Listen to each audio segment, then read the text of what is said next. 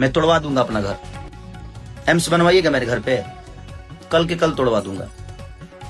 आपके अंदर वो हिम्मत नहीं है कि आप अपना घर तोड़वा के एम्स बनवा दो। मेरे पास उतनी जमीन है, आप भी दो। आप भी 10-12 बीघा जमीन यूपी को दो।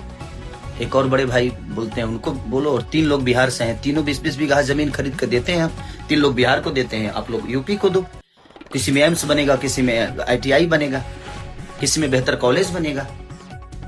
मेरे अंदर क्षमता है, हिम्मत है देने की, आप लोगों के अंदर नहीं है।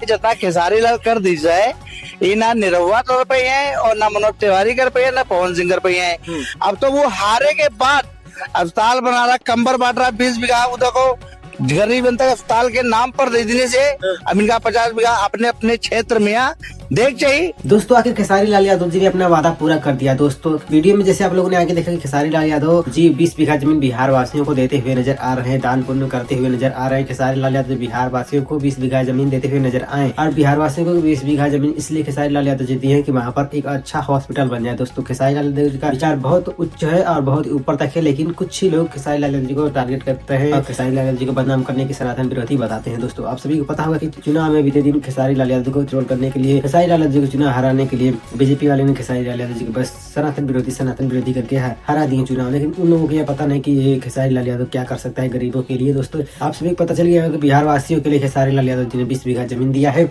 अब बारी है क्या दिनेश लाल यादव ने, पवन सिंह, मनोज तिवारी, रविकिशन, ये लोग यूपी को क्या जमीन देते हैं कि नहीं देते हैं, कि सभी को क्या लगता है कमेंट करके जरूर बताइएगा। लेकिन दोस्तों खेसारी लाल यादव जी 20 बीघा जमीन दे दी है, इसमें आप सभी लोगों को क्या कहना है कमेंट करके जरूर बताइएगा। खेसारी लाल यादव सही कर रहे हैं, गलत कर रहे हैं, कमेंट करके जरूर बताइएगा।